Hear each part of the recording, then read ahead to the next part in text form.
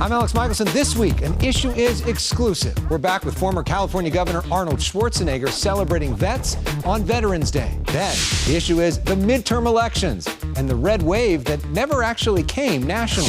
The issue is Governor Newsom's easy win and struggles for Republicans statewide. And the issue is LA's razor-thin mayoral race and the long process to count ballots.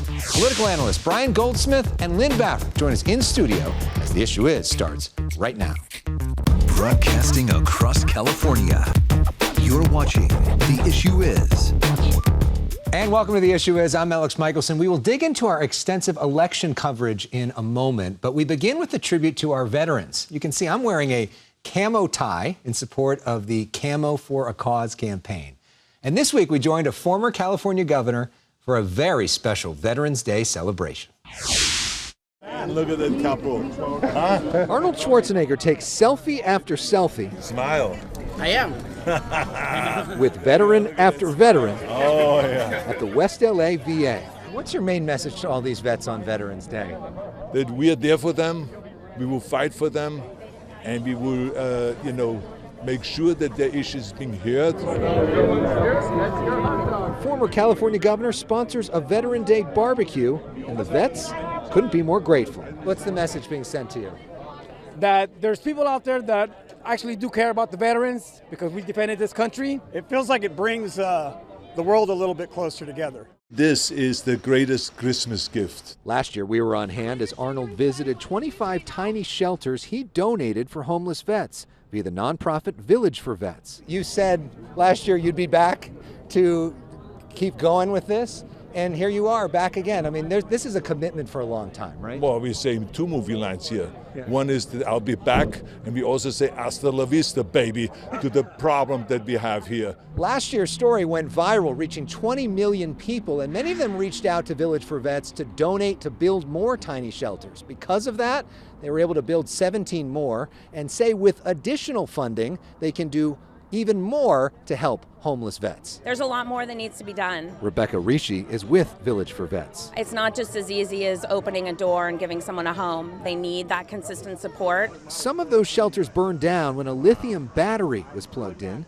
Thankfully, those have all now been replaced by insurance. Still, it's clear the situation isn't perfect. One guy came up when it was raining. We had to walk around in the mud and in the rain and in the water and stuff. So, I want to hear all of those things. Most say this is way better than living on a tent on the street. I just want to tell you my appreciation for the little houses you did last year. You're welcome. Michael Hefty lived in a tiny shelter sponsored by Schwarzenegger. All right, good. Now he's getting a personal haircut from the Terminator. When you go home now, everyone is going to say that you're a sexy, sexy guy. Did that give you a sense of hope? Oh yeah, it definitely it sets you on track to see what's better for you.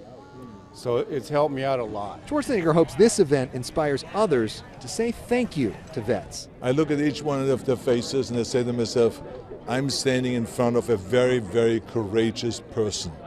If it's a man or woman alike, they fought for this country. They fought for our freedom. Our thanks to all the vets for their service. Next week on The Issue Is, we're going to sit down with Governor Schwarzenegger for the full half hour on a variety of topics. But this week, we've got to talk about the biggest story in all of politics. The press and the pundits are predicting a giant red wave. It didn't happen. President Biden feeling good after one of the best performances in the midterms by any modern president, although plenty of races still too close to call. We've got what a panel here to break it down. Two of the smartest people in politics that I know. With us for the very first time on The Issue is Lynn Vavreck. She is a professor at UCLA. She is a New York Times contributor, and she's the author of the new book called The Bitter End, the 2020 Campaign and the Challenge for American Politics. Brian Goldsmith is back with us. He's a media and political consultant with Kona Media. He needs to write a book, and then we could advertise it. All right, welcome, both of you. Great to have you both here together. Lynn, let's start with you. And this is a topic you get into a lot in your book, this idea of red and blue waves. And is that even possible these days? Because we have a lot less swing voters than we used to. Yes, I think that the age of the wave may be dwindling. It doesn't mean it's over forever, but I would say right now and in the short term, people are pretty stuck. We call it calcification in the book. They're stuck where they are.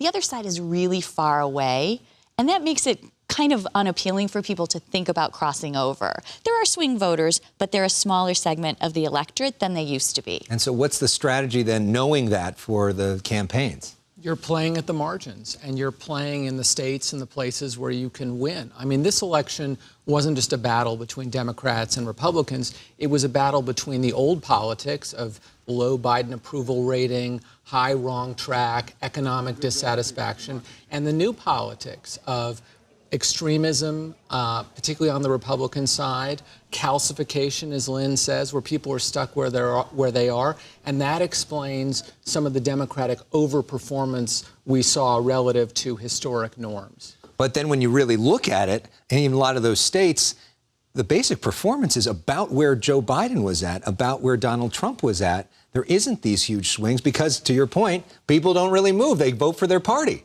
Well, yes, and you make that sound like that's a bad thing, but I just want to say that, you know, part of what's happening is there are two very different worlds on offer from the Democrats and the Republicans right now. People see those differences, and they know what kind of world they want to live in. And so there's a lot of clarity for people. Oh, that's the world I want. So, you know, being stuck voting for one party doesn't necessarily mean that people aren't being represented or getting what they want. And because, another point you make in the book is because it's like a 50-50 country and people see it that way, Brian, people feel like, I got to get out there and vote. And we see a lot more people voting. We saw higher turnout, and it's not as though the economic and political forces didn't matter. The Democratic coalition did fray a little bit around the edges. But at the same time, the Trumpification of the Republican Party meant that even if you slightly disapproved of Joe Biden, even if you're a little bit dissatisfied with the direction of the country, you're not going to, you know, walk miles and miles from your own worldview, as Lynn says, to support the other side. And then another thing that we saw, Lynn, that was interesting is that maybe because of that, incumbents did especially well, especially here in California. A few may lose, but most are looking pretty good at this point. Yes, incumbents had a good night. And I think that goes hand in hand with saying that people understand what kind of world they want to build. There was a big shuffling. Incumbents haven't done so well recently, but we've reshuffled onto this new dimension. We're fighting over these person-based, identity-based issues. And now I think you're going to start seeing incumbents do well again. All right. Well, we are going to talk about a lot more, including the LA mayor's race, Governor Newsom, Trump, DeSantis, which is probably the most interesting conversation. We had to break with some music from Harry Styles. We will have more with Brian and Lynn right after this. But first, here's a look at LA City Hall. Stay with us. Now you're in my life. I can't get you off my mind. Madam Vice President, what's your message to the people of California and LA today? Californians always are engaged, and let's be engaged again today. Today is election day. There is so much on the ballot.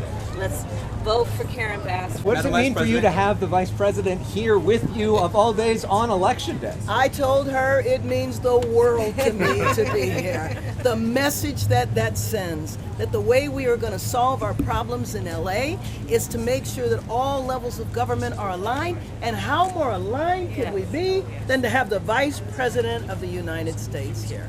On Election Day, I spoke with Congresswoman Karen Bass and Vice President Kamala Harris. All the top national Dems backed Bass in the LA mayor's race, but early results show that race is very, very close. Back with political analyst Brian Goldsmith and Lynn Vavreck. Brian, we're going to be getting more ballots sort of trickling in over the next few weeks on that race. What's the smart way to look at those ballots as they come in? Well, the smartest answer is we don't know.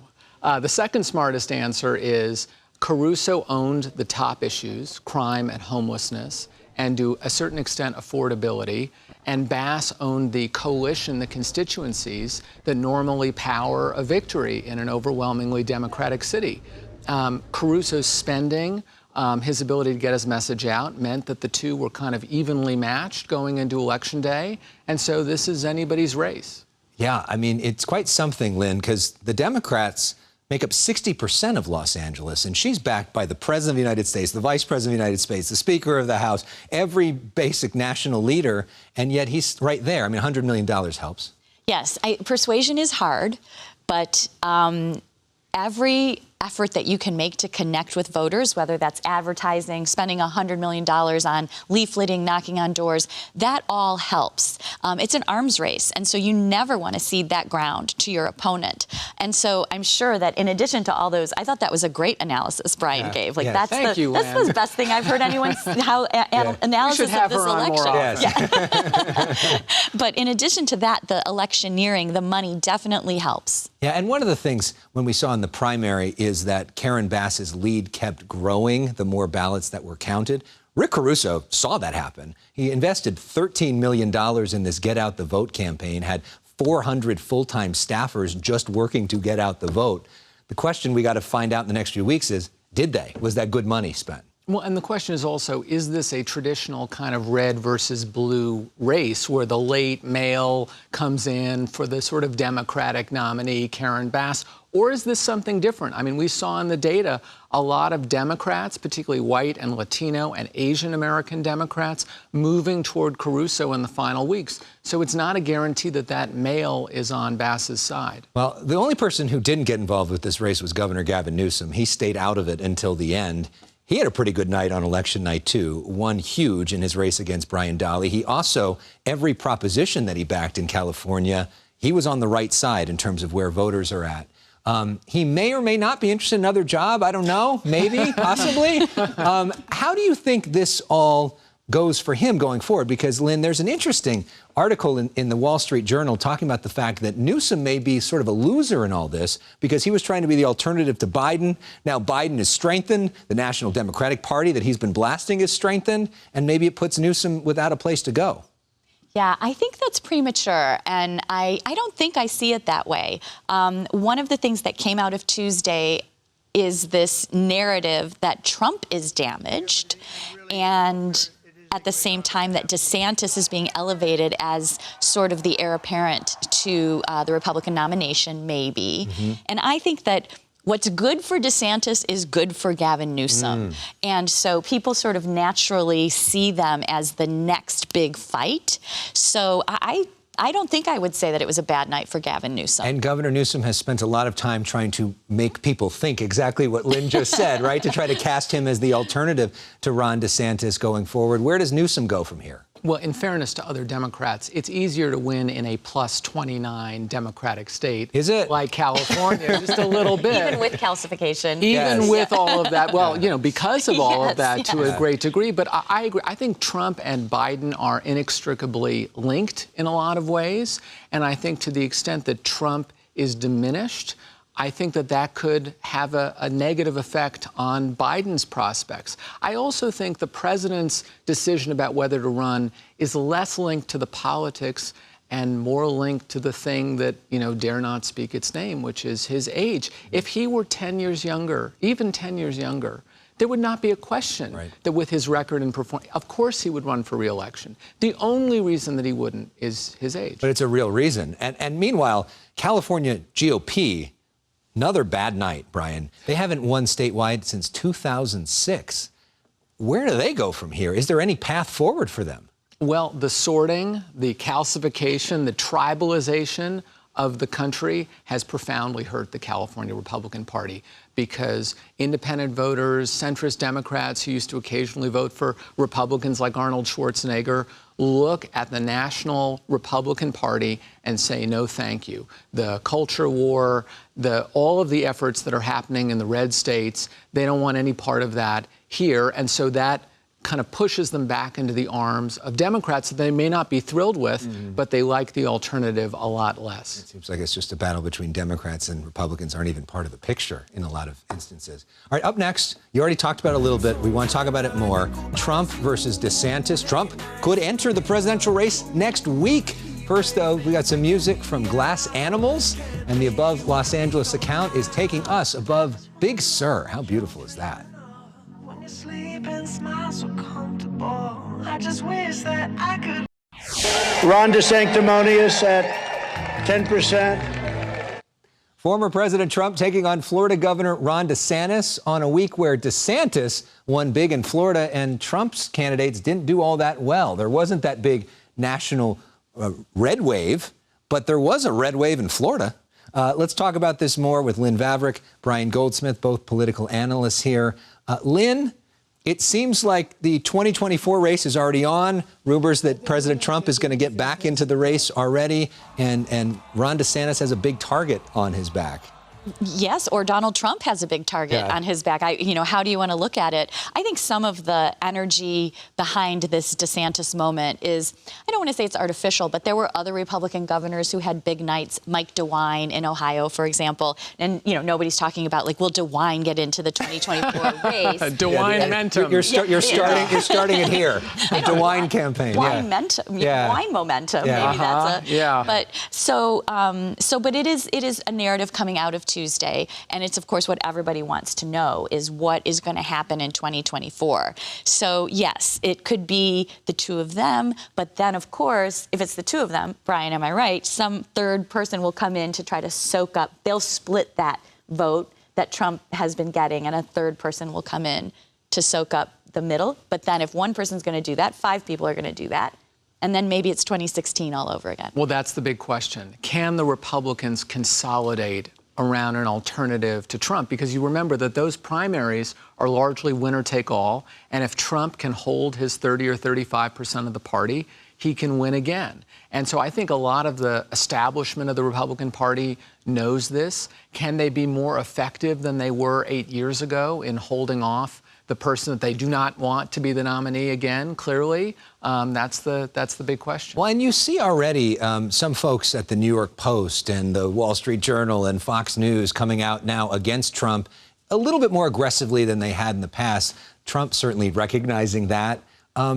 Does the party feel more emboldened now to say Trump's a loser, DeSantis is a winner? Why would we go with the loser? Well, I don't want to say anything against Rupert Murdoch here, but I would say that moment has come and passed before, both in 15, 16, and after January 6th, where the Fox kind of conservative media ecosystem went after Trump and found that they were leaders without a following, and then scampered back to embrace him because that's where their audience really was. And so we don't know yet whether Trump's, losses, whether being sort of the biggest loser of this election will disconnect him from any of these supporters. But at that point, Trump was clearly the leader of the Republican Party. Is it possible that DeSantis is becoming such a big star that he's an alternative, and then it becomes not, do you want Trump or do you want Biden, but do you want Trump or do you want DeSantis? It's possible, but we're way too early for that conversation. A lot of people don't know who Ron DeSantis is. Trump talking about him, by the way, is going to help a lot of people learn who he is. So here, like, Trump's instincts to essentialize people, and he's got his nickname, if he ought to stop talking about DeSantis because him talking about it is going to make people go figure out who this guy is and learn about him. Is it smart for him to get into the race potentially this week? I think Trump meaning. His theory of the case is he puts a bunch of Republicans, including people like Kevin McCarthy, on the spot, that they have to endorse him or he's going to pull his support and his army of supporters from them. That's the bet that he's making. But I think more than anything else, it's a sign of weakness and not strength. If he were the dominant figure in Republican primaries, he could take the luxury of waiting. He could wait a year from now to announce. But he's insecure, he's threatened, and that's why he's moving forward. And he loves it. He loves the campaigning, the adulation, the big rallies. He also thinks that there's a lower chance, I think, that he gets indicted if he's an active candidate because it makes the legal case against him look more political. Yeah. Do either of you want to be so bold as to make a prediction whether he's going to be the nominee? Oh, wow. I wouldn't bet on that. Yeah. I think the Republican Party wants to move past him. It's not anti-Trump, but it's beyond Trump. So if I were betting anything, and it would be a very small amount of money. That's what I was going to say. It would be somebody. You're betting the field, not Tiger Woods. Correct. Yeah. Okay. All right, Lynn, Brian, thank you so much. Great to have you here for the first time. Hope you'll come back. I definitely will. We're going to stay with us. Arnold Schwarzenegger is going to have the final word when we come back. First, Dave Matthews takes us to break. Thanks for watching. Great stuff. You're fantastic. You're a good combo. You guys should have a show together. Frick and frack. We should. I would love. We encourage you to stream the Issue Is podcast for bonus content and longer interviews with our guests. Just search for The Issue Is wherever you stream. You can also watch our show anytime on YouTube at youtube.com/Alex Michelson or streaming on Tubi. Don't take my word for it. This guy's a better spokesperson. You're doing a great job. Oh, thank you very much. Love your work.